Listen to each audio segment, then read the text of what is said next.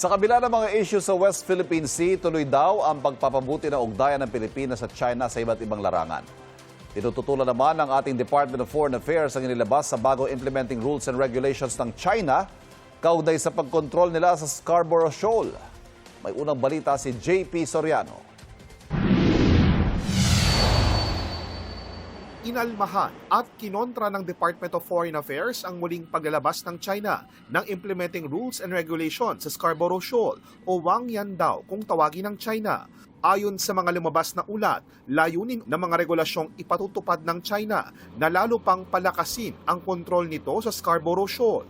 Kabilang raw dito ang mga routine patrols para agad maimbestigahan at maaksyonan ang mga ituturing ng China na paglabag sa kanilang batas. In the same manner, we reject this declaration issuance of the different agencies from China, and we call on China to refrain from implementing any measures to withdraw their issuances and respect the Philippines' sovereignty. Ang paglalabas ng China ng mga patakaran sa inaangkin nitong Scarborough Shoal, dati na rin tinugunan ng Philippine Embassy sa Beijing.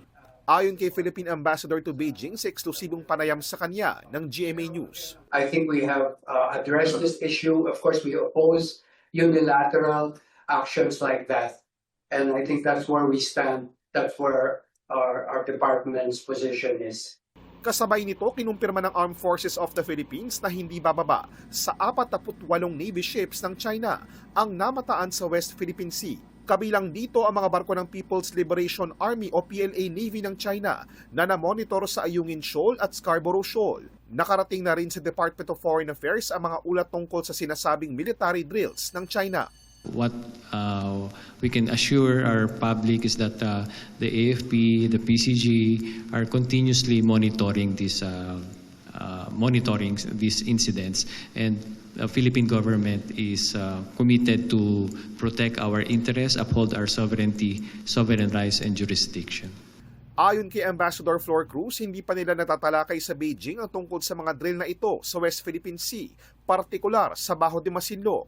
Sa kabila nito, ayon kay Ambassador Flor Cruz, layunin ng New Equilibrium na tinukoy noon ng Pangulo na panindigan ang posisyon ng Pilipinas habang maayos na pinamamahalaan ang mga hindi pagkakaunawaan at ipinagpapatuloy ang kooperasyon sa ibang larangan. We want to create space for diplomacy and dialogue to allow us to pursue other Philippine national interests. While, again, on premise, we stand by our principled position.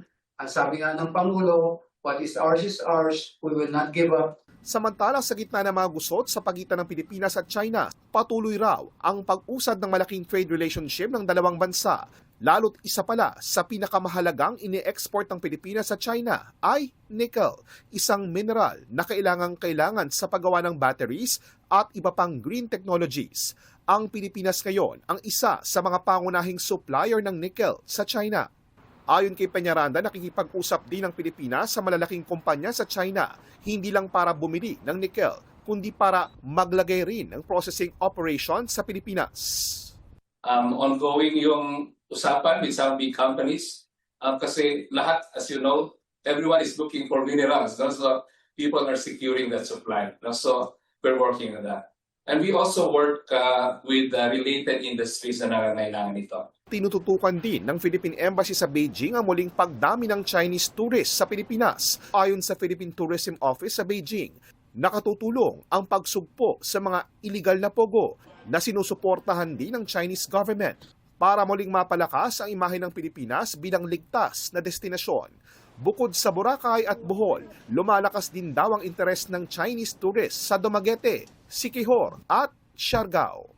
Kailangan pa rin nating pagandahin yung connectivity, meaning yung more flights to the Philippines, at saka buksan pa yung airport here.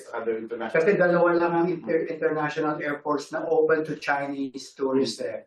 Manila and Cebu. Target ng Tourism Office na maibalik sa loob ng 2 hanggang 3 taon ang dating antas ng Chinese tourist arrivals sa Pilipinas. Ito ang unang balita, JP Soriano, GMA News.